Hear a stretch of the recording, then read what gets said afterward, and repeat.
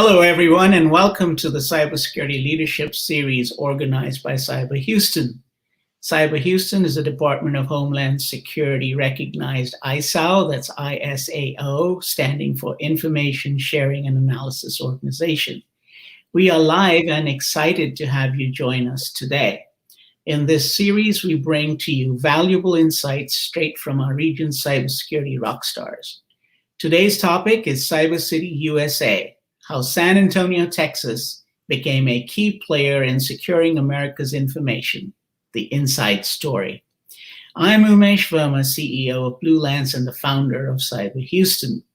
We thank our sponsors, Hewlett-Packard Enterprise, Blue Lance, Reneka Digital, and the University of Houston Downtown for underwriting this Cybersecurity Leadership Series. Now, we love engaging in an interactive exchange. So if you have a question or comment anytime during the session, please enter it in the live chat section and we will answer as many as we can. Also, we love being loved. So please do push that like button and cheer us on. As mentioned today, today's topic is Cyber City, USA, how San Antonio, Texas became a key player in securing America's information, the inside story. And we have one of the key architects of the master plan to walk us through the strategy and the building blocks behind this strategic effort.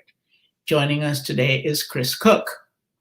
Chris is the principal owner of San Antonio Cyber Consultants, an independent executive management consultancy specializing in expanding cybersecurity academic programs, retaining, recruiting, and growing cybersecurity businesses, and increasing community cyber awareness and preparedness.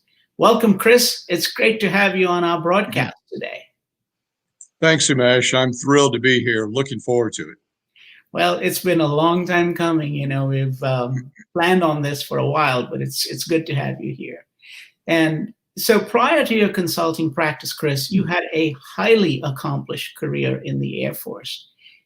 It's such a beautiful, long bio, and I do not wish to mess up any of the acronyms or the names or pronunciations. Would you share your story with our viewers? I'd be glad to, Umesh. I did better than I ever expected in my Air Force career, about what my mom expected, and I'm sure my dad was surprised. I started in the Air Force in 1975 in flight school, having completed my degree in political science at the Citadel in Charleston, South Carolina.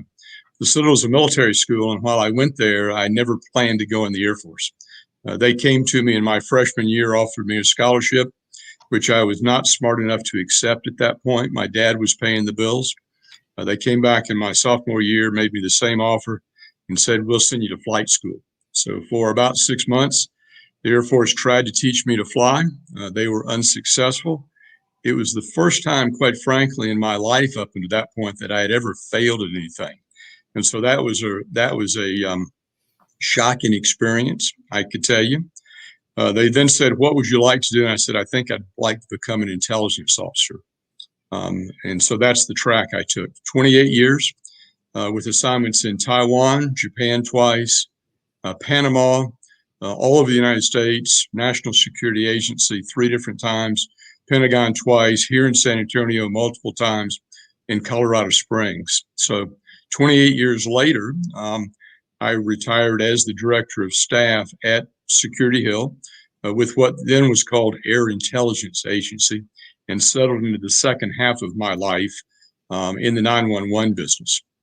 So we enjoyed the Air Force. We still have lots of Air Force friends, obviously, here in Military City, USA. Our youngest son is an Air Force civilian employee here in San Antonio. So it was a great Air Force career, Umesh.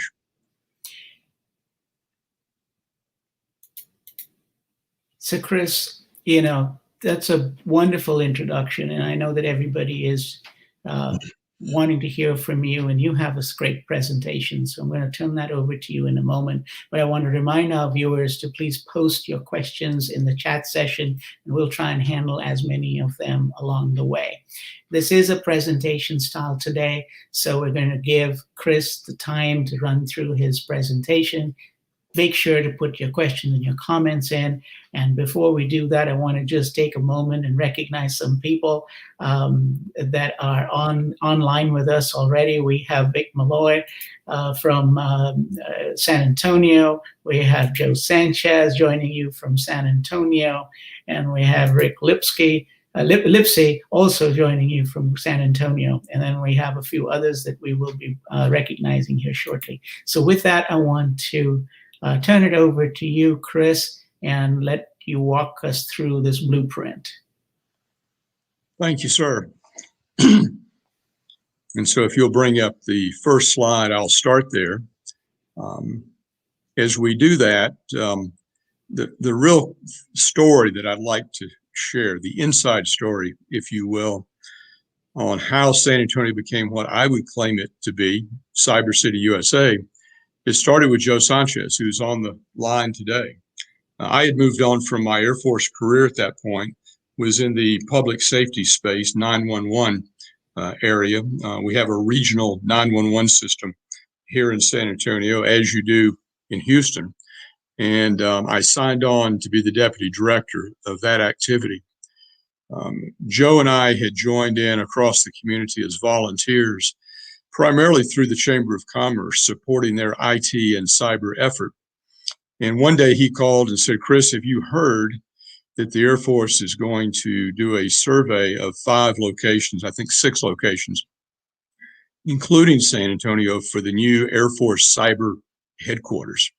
And we were both aware of that, but we did not have the perception that they were going to do a survey. And so he asked, do you think San Antonio would like to play? I turned and made a call to another Air Force friend who was at the Chamber of Commerce. 3 days later, he came back and said yes. And this set of slides is the result of that effort. So when opportunity came knocking, we stepped into the breach. And so these slides were the basis of the story that convinced the Air Force to bring 24th Air Force to San Antonio. As I began, these images are not the images that many of you would associate with San Antonio, but with Cyber Texas Foundation here in San Antonio, with CyberHouston in Houston, with others in Austin, the Texas Cybersecurity Council, and folks around the state, we are becoming Cyber City, USA. And so I'd like to tell that story. At the bottom of the slide, we claim that we are the most unique combination of cyber-related elements outside the national capital region. And I think I can substantiate that claim. So next slide, if you would, please. As we began to work with the Air Force back in 2005, I believe it was, we identified our own strengths. We started with what many would call a SWOT analysis, strengths and weaknesses, opportunities, targets, looking at it from the Air Force perspective of what they would be looking for in any community that they would base the new Air Force Cyber Command. We included the things you see noted here, the existing cyber missions, and there were many, the IT infrastructure and industrial base, the technology research institutions, the academic programs, the available infrastructure. And then finally, we included willing and able partners. We have certainly found over the years that in Texas in general, certainly in San Antonio, and I know in Houston, it takes people who are willing to collaborate with you to make change. And that's the track that we are on. So next slide, please. When we began to look at the existing missions, it was a long list to include those on the slide presented today and others. We knew that this new organization would need partners in what they were going to do in order to succeed. The existing of these missions in San Antonio, we believe, would be a magnet for them to come. It would be evidence that these other entities were operating successfully in the infrastructure that they were assessing and thinking about joining in. And so today, we call it 16th Air Force. It's the combination of what was 24th Air Force and 25th Air Force, both the intelligence function and the cyber capabilities. At the time, there were two major wings, Air Force wings here in San Antonio, the 688th and the 67th. But there were other elements here that we knew would have influence on the Air Force's decision. The National Security Agency's operation here, called NSA in Texas now. The other activities, the Navy Information Operations Command, the very large DISA organization that's here in San Antonio and that is a key node on the DISA network across the country that what became 24th Air Force would be operating on. So a number of military, federal, DoD activities, but there was also, and is today, a large cyber presence here, hosted by the FBI and another one by the Secret Service. So across the federal entity, then and today even more so, there's a large cyber operations in San Antonio. Next slide, please.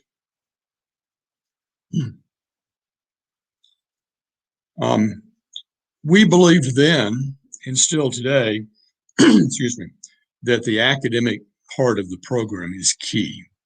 Without the ability to grow the workforce that federal entities or companies need, they won't come, they won't stay, they won't succeed.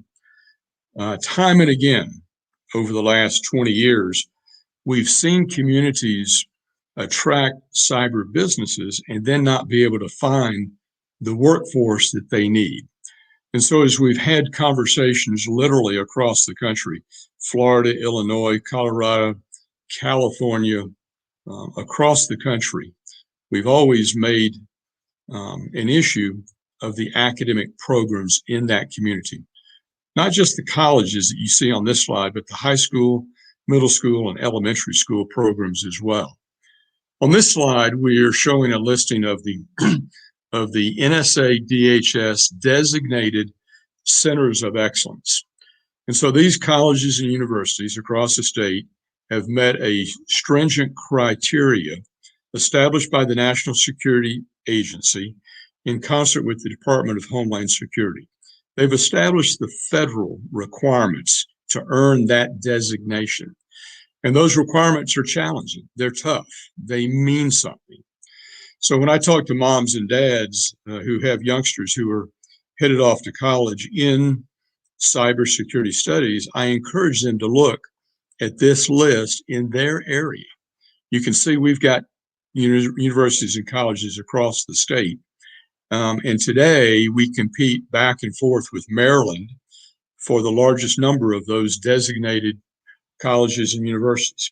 It's a meaningful brand, part of the brand. The designation means something. As you would expect, because of the large federal cyber presence in the National Capital Region, Maryland has typically been at the top of that list. Texas has generally been number one or number two on that list. We trade places back and forth. We consider this part of the state brand and would encourage every major community in the state to think of it in the same way. And we need every major community, Houston and Dallas and Fort Worth and Austin and El Paso and Lubbock, etc., to be a part of that. We need to train the workforce to meet the demand. And any day of the week, others will tell you what those empty seats are. They are significant, and the salaries are well above average. And so our program is meant to bring focus to that, and we will continue to increase the numbers of those colleges and universities here in San Antonio with the help of those schools, and we hope across the state. We have 6 here actually in San Antonio now, and that's more than 33 states have just in San Antonio. So with the number we have across the state, we're leading the nation, and we need to continue to do that. So through these programs in San Antonio, students can get associate's degrees, bachelor's degrees, master's degrees, and even a PhD in cybersecurity. Next slide. And so this breaks out those programs. Any day of the week in San Antonio, we've got approaching 150,000 college students, and we've certainly seen increases in the numbers of those students in cybersecurity programs across the community. We list the offerings beginning with UTSA at the top, all the way through PhD, and down through associate's degree in the middle of the page. And then we include many of our high school programs at the bottom of the page. It truly is a pipeline. And as many of you know, in the cybersecurity profession, you might get off that, you might exit that highway, go into the workforce, practice your skills, and continue your education, adding certifications and degrees along the way. There's not a single path to success. Some will stop at a certain level, others will continue on. We need some PhDs, some rocket scientists in cybersecurity, but certainly not everybody needs a PhD in cybersecurity.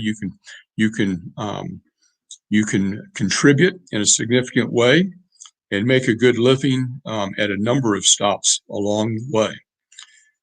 More and more, our focus is on high school programs and on middle school programs, and increasingly elementary school programs. And so let me talk a little bit about that before we leave this slide. In San Antonio, we have 17 independent school districts. That's a lot of coordination that's required to get them moving together along a common path. Those 17 school districts have 77 high schools. And for each of those high schools, there's generally about 3 middle schools. That's talking to lots of folks. And so we've spent time with superintendents individually and as a group, talking about and showing the importance of these programs. In San Antonio, a IT professional or a cyber professional is a skill set in the technology space, making a salary well above average. Perhaps not initially, right out of high school, but at the high school level, the individuals that are coming out of these programs at the high school level and entering the workforce are making 2 or 3 times what their counterparts are in other areas. And soon they are, above average in salaries across the community. And eventually they're well above average, making very good salaries, supporting their families and doing the things that they'd like to do. So the skill sets, when individuals have the interest and the aptitude in this particular space, they can have a very rewarding career. Let me go to the next slide if I can, please. And so this doesn't look like it, but it's a map of San Antonio. You can see a little bit of it in the upper center part peeking through between these boxes. We started out in Cyber Patriot, which at the time was a high school STEM education program led by the Air Force Association. Since then, it's been expanded out to include middle schools and elementary school programs. And they even have a program for folks who have gray hair like me, who that they call Cyber Generations. And it's meant to increase awareness at that level. At the high school and middle school and elementary school, their program is meant to educate young people, part of the workforce, augmenting what they get in the classroom, which in many cases can be lacking, with educational materials appropriate for the age group. So I would encourage you to look at uscyberpatriot.org, uscyberpatriot.org, and look for what the program consists of and how it might be used in your community. 12 years ago, when we started with Cyber Patriot, I think we had about 35 teams the first year. And each team generally has 5 or 6 students. It's a STEM education program, but the focus of it is a cyber defense competition. It's a competition that's multiple round. And when you enter the field in the competition, in each round, you're on the field for several hours at a time as a team. It's rigorous, it's competitive, and it gets tougher every year. So the first year we had about 35 teams. Last year we had 352 teams. So 10 times as many, literally in all 17 school districts, high school and middle school teams. The teams that are in boxes outlined in, let's see if I get the colors right here, red are high school teams, those in yellow are middle school teams. Those in blue represent, with a blue background, represent schools that have meaningful curriculum in the classroom. So you can see that most of the schools do not have significant IT or cyber curriculum being presented. That's one of the areas we're working on. The stars represent, over those 12 years now, the teams that have done well, have performed well. So in that time, we have sent teams to the national championship. In many years, multiple teams, and only the top 28 teams in the nation go to the national championship. And we've done that several times. And we've done that at the high school level, in the open division, and in the service division. Sometimes those schools have repeated, as you know, they've built a legacy, if you will, based on the programs that they're offered in the classroom. And from that experience, I would say that while you can do this with after-school programs, and that's what most of them are, it's better if you have curriculum in the classroom. So we are working on that. Next slide, please. And so while the academic programs, high school, middle school, college, are important to growing the workforce, the output of that effort eventually ends up, in the workplace. And so that can be in academic areas, teaching, supporting, doing research, etc. That can be in business. That can be in government. And so San Antonio, at one time, many of you know, had the headquarters of AT&T, and they were a large part of our IT infrastructure here. They've since moved to Dallas. That's okay. They still have a large presence here. And we also have a large concentration of data centers here. But more and more, we have what I would describe to you as IT companies and cybersecurity companies. And so the last time we did a survey a few years back, the Department of Labor identified almost 1,000 IT and cyber companies here in San Antonio. And we know that since then, the number has grown. So if you ask me today, I would tell you that we've got about 1,000 of those companies.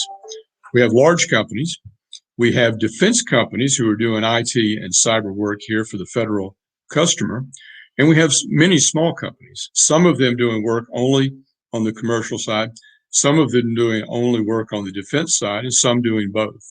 So most of the companies are small companies. Many of them are companies that have grown up out of the military experience, individuals who were in the service, who have gotten out and started their own companies. So there are entrepreneurs in this space that have grown up and thrived in San Antonio, and that can be done elsewhere as well.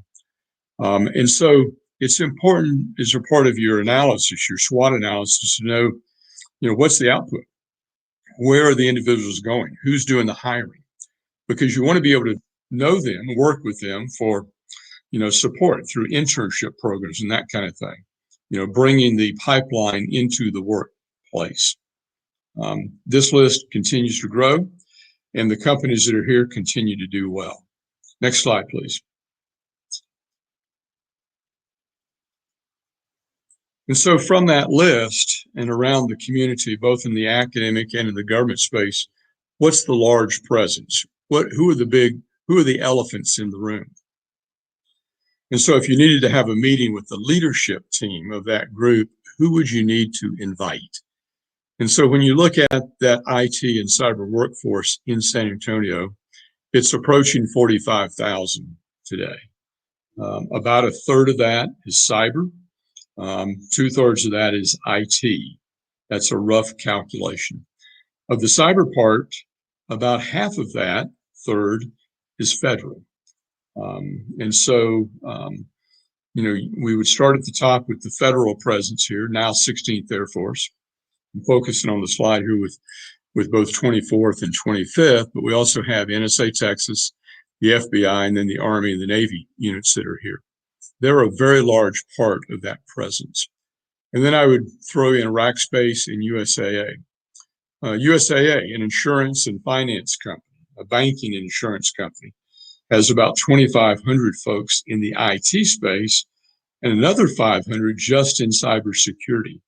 They take cybersecurity very seriously. And you all know what a challenge that can be in a large company like that. Accenture's got a large presence here with a couple of thousand. AT&T is still here with a large presence. Others like Valero and Frost Bank and HEB have a large cyber presence here. And so at the bottom of what I would call the top 10 list, I'm showing UTSA, and they've got about 250 cybersecurity professionals on the UTSA staff, either in a functional role or in an academic and research role. And so that top 10 list rolls down pretty fast from a few thousand down to about 250. So next slide, please. Chris, yes, sir. Let me ask you a quick question on this. So yes, sir. Very interesting. This is a master plan that you've had.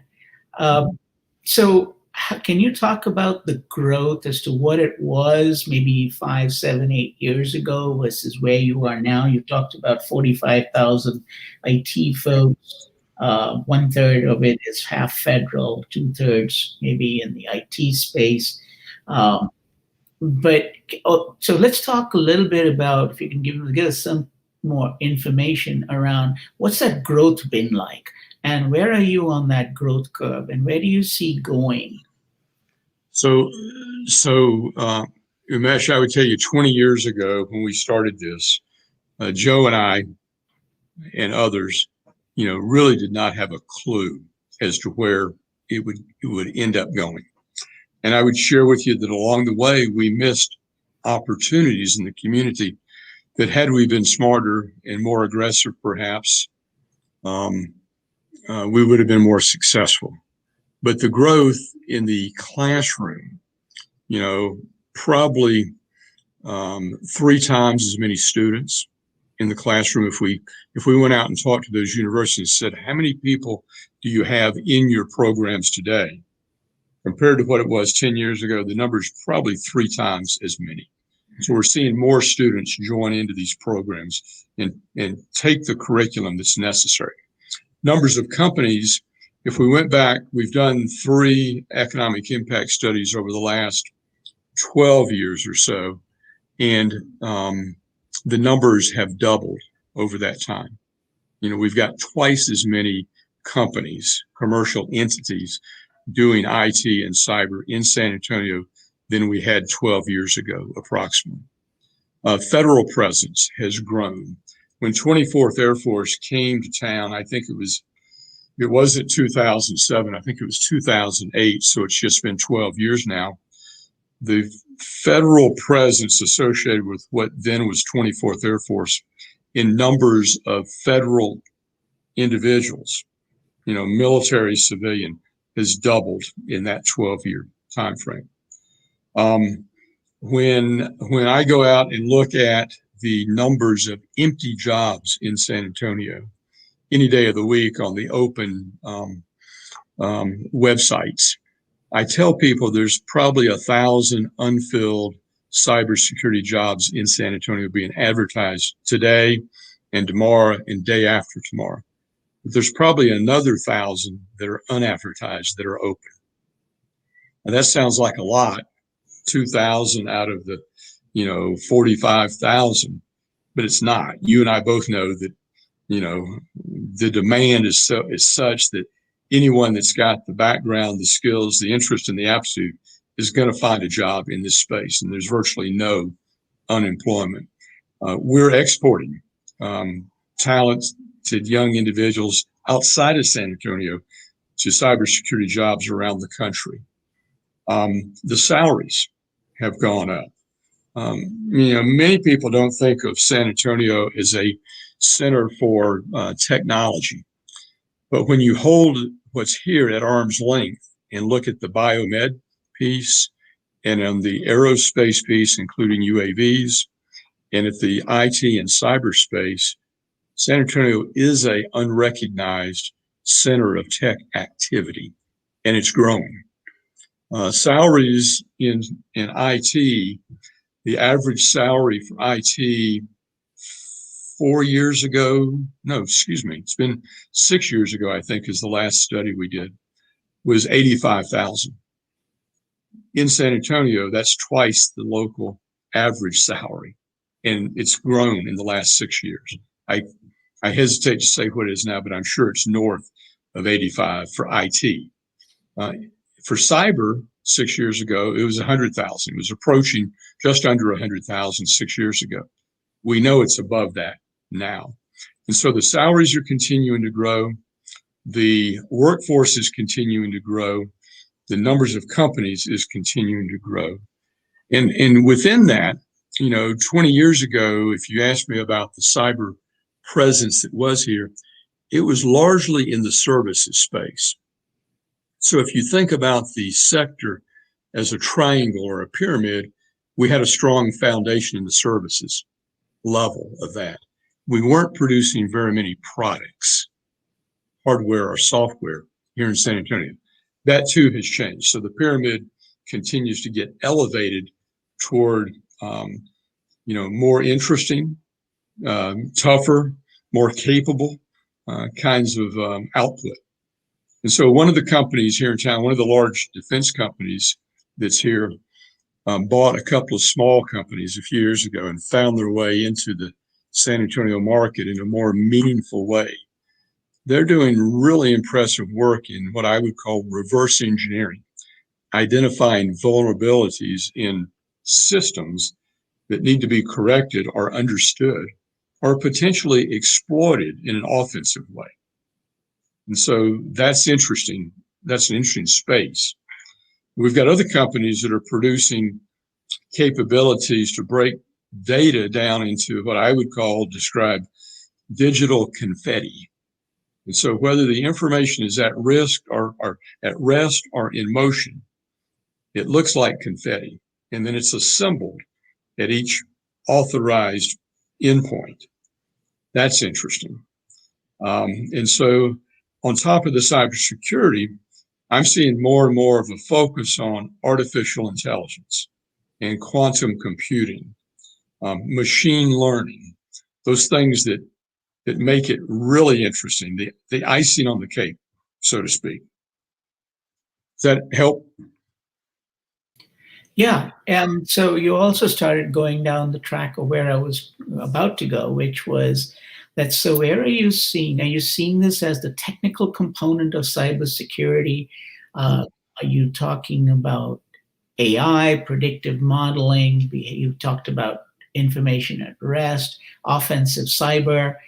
Which areas are you seeing the biggest growth in or the biggest potential? And seeing that so much of the work in San Antonio, almost 50% of it seems to be federal related.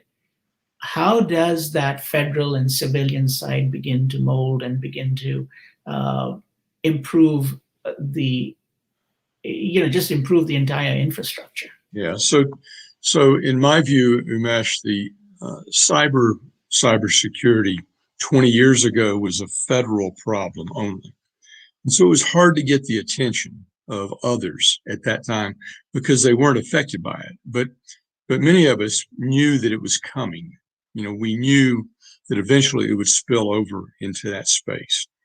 So 15 years ago, probably, I recall a conversation we were talking at the time about digital forensics. And it was mostly, many of the people, as you know, that are in this space, have come from the federal experience. And they're sharing that experience with industry. And I can name names here and, all over the country. Individuals who are formerly out of the federal service, filling key roles in, major banks in New York City, at Walmart, in banks here locally and other places.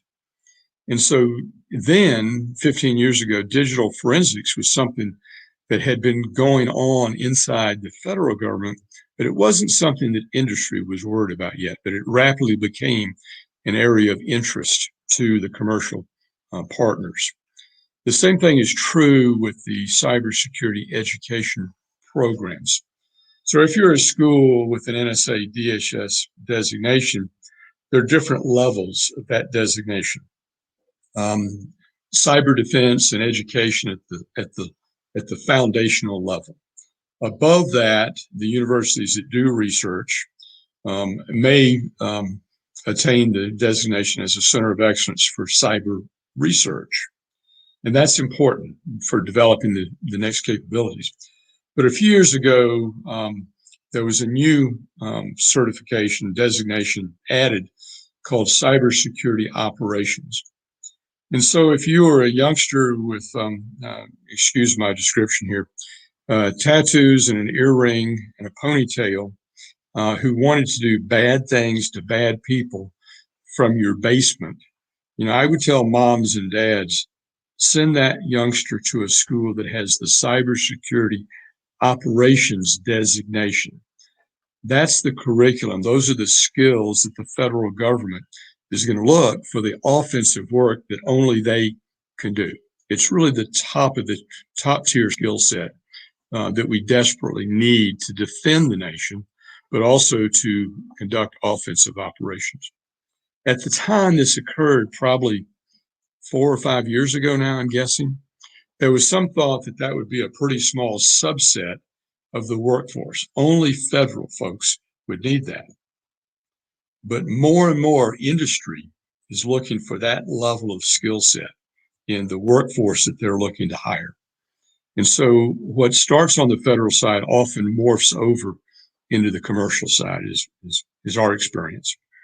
And so today, the General Hawk, the commander of 16th Air Force, talks about 3 themes. He talks about the convergence of data. And so in his world, for anyone supporting him, it's intelligence information, ISR information, it's cyber information, it's weather information. So it's information of various sorts that he needs to bring together in order to provide a clearer picture, a more accurate picture of what's going on. And he needs to do that in real time. So all of these multiple data streams that are out there, with a variety of information in various formats, he needs to have help bringing that together so that he can present a common operating picture. But more and more, he needs artificial intelligence to enable that. Okay. The volume of information is so large, he's got to have help, machine help, sorting through it, identifying courses of action, making recommendations for a human to then make a decision and act upon.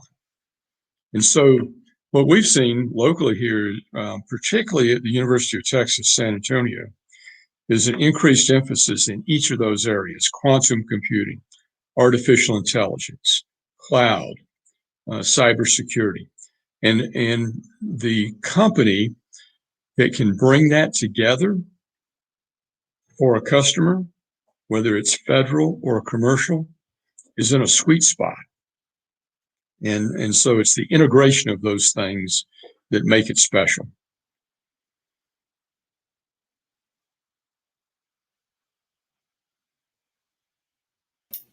So I think I had interrupted the conversation off on the development pace, and I'll turn it back to you to finish your presentation.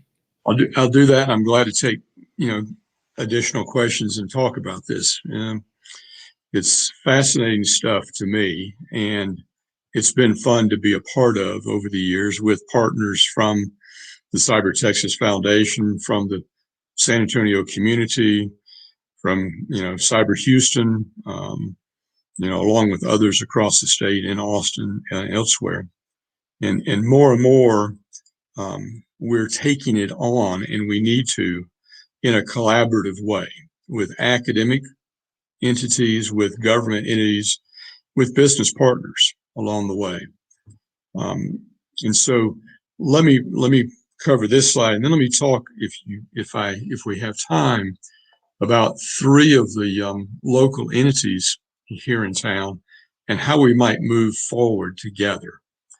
And so for anything like this, in my view, you kind of have to hold the issue at arm's length, and you have to assess, and I think you saw that in the slides, what do you have today? What are the resources available to you? You have to think about, what do you want to do? And so had we started 20 years ago to say we want to make San Antonio Cyber City, USA, we would have thought about some of the things that I've covered. And we did. And then along the way, we established some, what I would call, meaningful goals. Things at the time that others might have said, you can't do that, And so they were notional ideas. They were goals to work towards that we knew we may not have met that day, but we hope to at some point. So allow me to start with the first one. Make San Antonio the preferred provider of America's cybersecurity workforce. And so when at that point, when you talk to youngsters about where do you want to go to school for cybersecurity, you got all kinds of answers, right?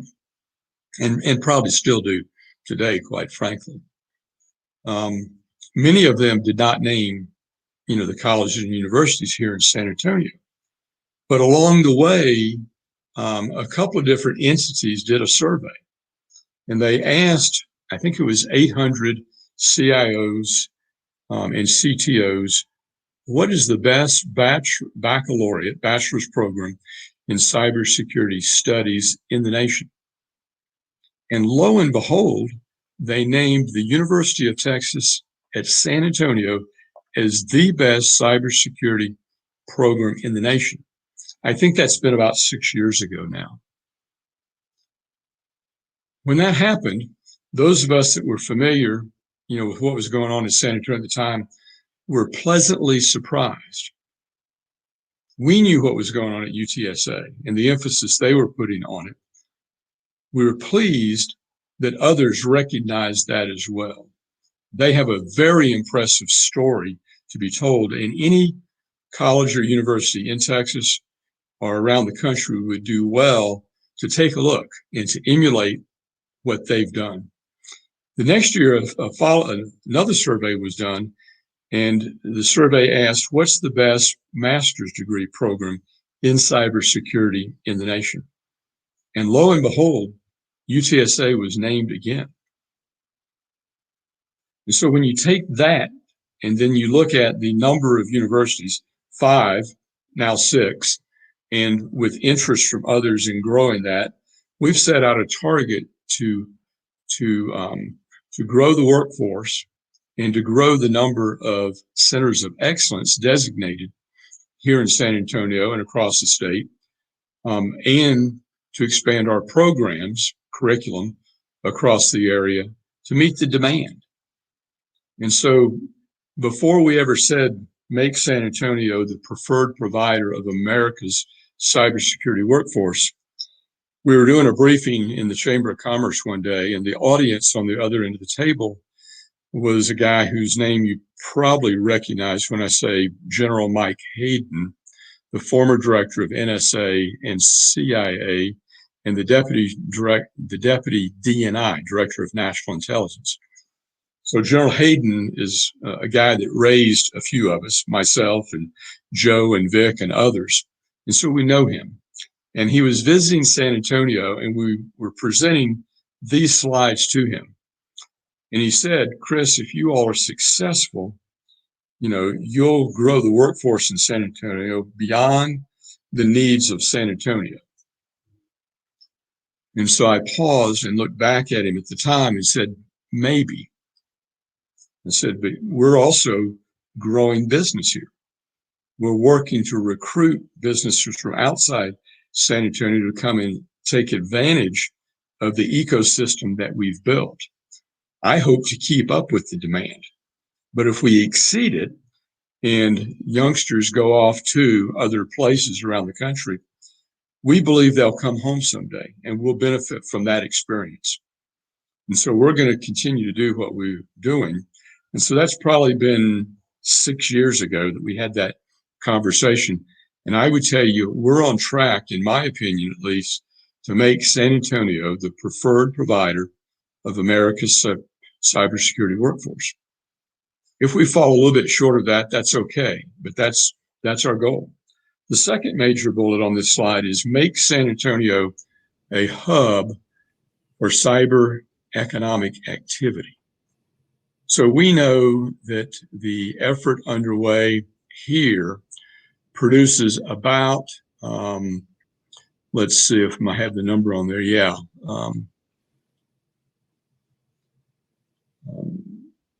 12, 14 billion in economic impact every year out of those companies. Now, that sounds like a lot of money, but it's not. It's not when you compare that to other places. While we have approximately 1,000 IT and cyber companies in San Antonio, I know that Austin has 4 times that many. They produce about 23 billion in economic impact last time they measured from their IT workforce, their community of companies. We produce about half that amount, even though we only have 1/4 the number of companies.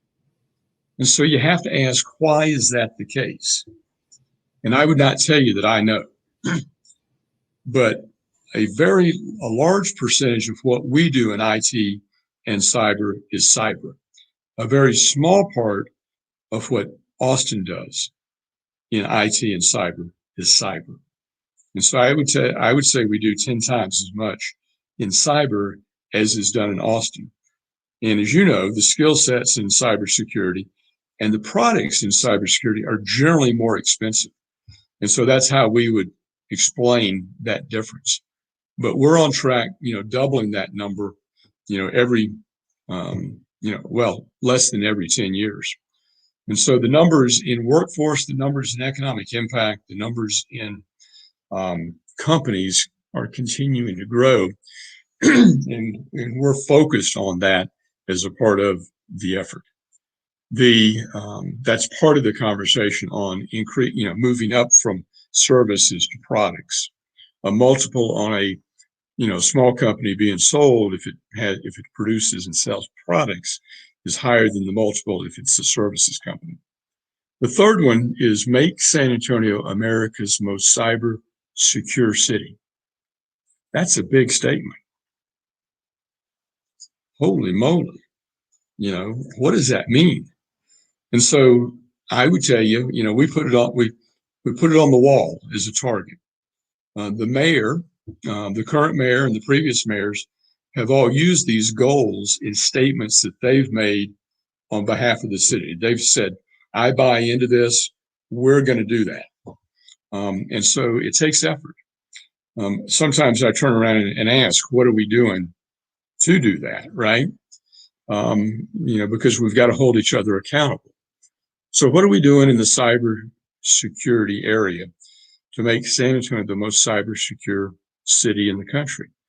Well, that includes basic things like awareness and education.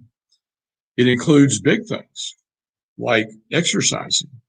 You all Houston hosted the Jack Voltiak exercise 2 years ago, I think it was. And we observed that. We watched that. We took note. That was a physical and a cyber exercise training and education event. We need to do more of that kind of thing. San Antonio has an annex, a response, an emergency management response to a cyber event. So the San Antonio Office of Emergency Management has an annex in their emergency action plan to deal with that. And they have come together around the table a few times now, not often enough in my mind, but a few times now at least, to walk through that. We've held your exercise, Jack Voltiak, as an example of the kind of thing that we need to do more of. San Antonio will stand up the Alamo Regional Security Operations Center between now and the end of the year. It will be at Port San Antonio, and it will interface with other entities, and it will do security operations, if you will. I hope it will become an ISAO as well. I hope eventually it will network into other local entities, into a state entity, and a national entity at some point down the road. That's another move forward in making San Antonio become, the most cyber secure city. There's 3 efforts in town that I'd like to talk about in the time remaining. One of those is the Joint Base San Antonio Electromagnetic Defense Initiative. That's a cyber and physical effort to improve the resilience of the infrastructure, energy and water, telecommunications, going in and out of the bases here in San Antonio. It's an intersection of Military City, USA and Cyber City, USA. So if we can strengthen that infrastructure, the military leadership can count on being able to conduct their mission from this location in San Antonio, whether it's a solar flare impacting technology, whether it's a low altitude nuclear event, which could happen, I guess, whether it's a cyber attack or whether it's a physical attack. The infrastructure is being strengthened. DOD, DHS, and DOE, Department of Energy, are a part of that. So that's one of the big 3. But I think the note here says perhaps there's some questions that we ought to address. So, Chris, I think you were beginning to touch on this, but the National Centers for Academic Excellence in Cyber Operations, the NSA's CAE program, and the President's National Initiative on Cybersecurity Education. And so Vic was making a comment, but I think you were, can you kind of expound on this and also tie in what's going on? You touched on the Alamo program. Do you want to kind of bring it all together for our audience? Sure. So the NICE program is the federal effort led by the NIST people out of the Department of Commerce, I think, coordinating the cyber security education requirements of all federal entities. And so that's largely NSA, DHS, and others, that are driving that, right? And they've said, if you're going to work for the federal government in any of the federal agencies, these are the things that you need to know.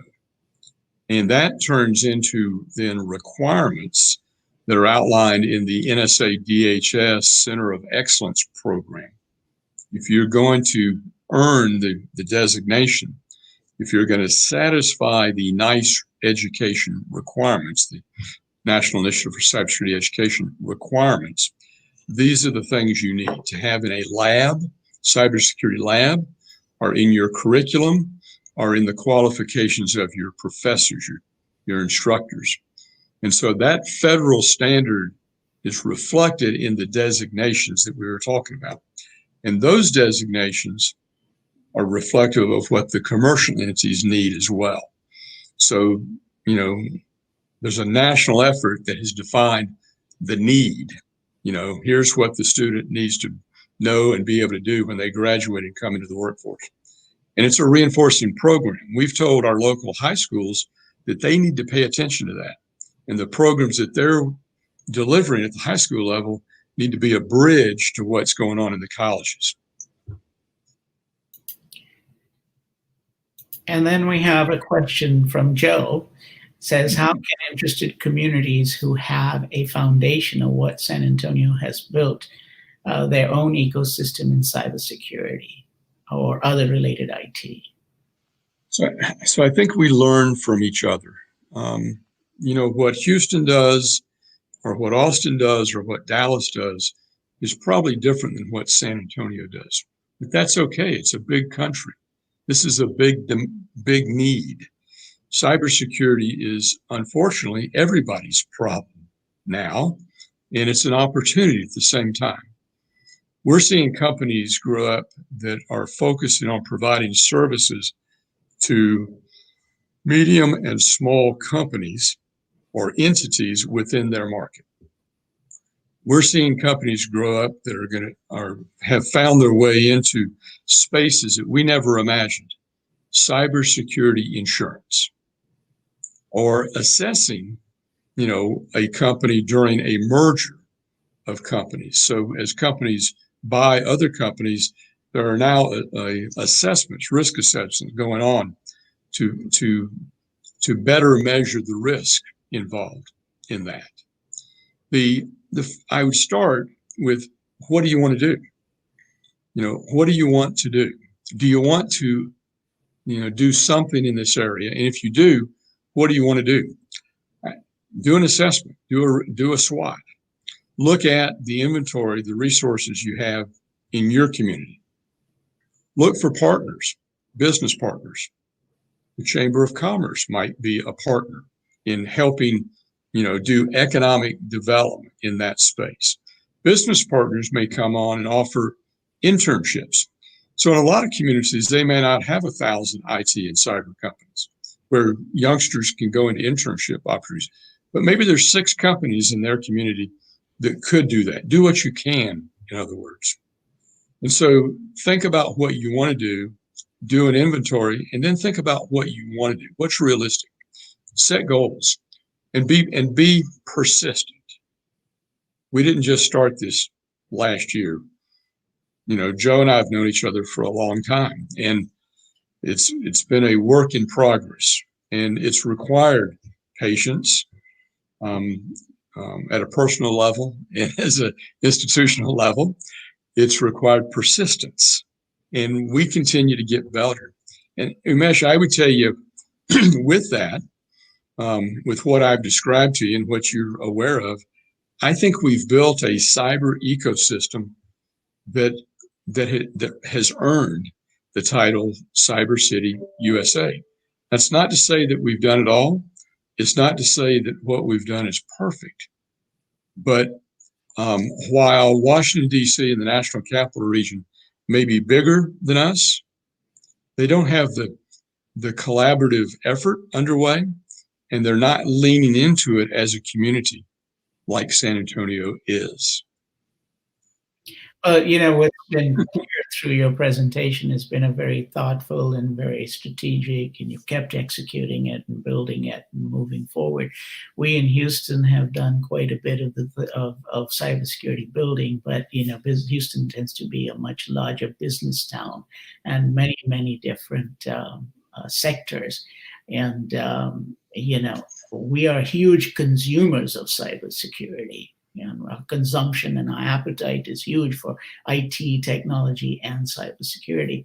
I had wanted to kind of go into some more of the details around how Houston and San Antonio can begin to kind of collaborate and think together, but we're almost out of time. So I think we want to save that for another section. But I think there's so much going on, starting with the education system, then when in healthcare and in the oil and gas industry and other industries around town, and the IT and the innovation district that is being built out here in Houston. And the work that we've done with all the schools in the ISDs, the independent school districts, and then the junior colleges like HCC and Lone Star, and then those are the 2 years and the 4-year colleges at U of H and at HBU, and then even the master's program at U of H downtown. So I think there's a lot of work here that between San Antonio and Houston we can do. So I want to kind of reserve that for an encore and have you back if you'll be willing to do that for us. I'd love to join in with you and collaborate more. I think you're right. We've got a lot that we can share with each other, and we can learn from one another, and each of us can grow in a way that keeps Houston, keeps San Antonio, and we're each better as a result of it. And we can build that Texas triangle, or even the Texas quadrangle, or whatever that turns out to be. So with that, I want to say thank you so much for sharing your expertise with us today, Chris. And it's been a good session. I hope our viewers have gained a lot of value from it. For our viewers, we will be posting this presentation to the CyberHouston YouTube channel, as well as the cyberhouston.org website. Please do subscribe to our CyberHouston YouTube channel and follow our CyberHouston Facebook page. That way you will be notified every time we go live. Also, make sure to register for the virtual Houston Cyber Summit coming up October 20th through the 22nd. And the registration is absolutely free. So this is for people. You can come in, you can fly in, you can fly out, you can drive in, you can drive out. It's like a buffet style, 3 full days during Cybersecurity Month, which is October. We're bringing you expert commentary and expert insights on a host of topics. And with some of the areas and the regions, best cybersecurity minds and business minds. So 3 days of terrific content. Register at HoustonCyberSummit.com. Now, CyberHouston is a coalition of volunteer business, cybersecurity, academic, government, and civic leaders. Our goal is to continuously educate and inform business leaders on how to govern and manage cybersecurity risk. We take lessons learned from our enterprise members, distill them down into sensible, economical guidance to help small and mid-sized businesses improve their cyber posture, build resilience, and become better and stronger partners and suppliers back to the enterprise. All of this is done through the lens of helping small and mid-sized businesses grow their business. Now, this guidance comes in the form of the Business Vitality Guide, the guidance for the board of directors, the cyber preparedness assessment, which is available in PDF as well as an online version, and the free cyber scan. All of these resources are free of charge and can be found under the resources tab of the cyberhouston.org website. Thank you everyone for joining, and special thanks again to our sponsors, Hewlett-Packard Enterprise, Blue Lance, Reneka Digital, and the University of Houston Downtown. With that, remember to join us on Wednesdays from 11:30 a.m. to 12:30 p.m. Central Standard Time for our Cybersecurity Leadership Series. We will not be on next Wednesday, as we will be preparing for the Houston Cyber Summit the following week. So we'll see you at the Houston Cyber Summit virtual event, October 20th through the 22nd. Be safe, stay healthy, and have a great day.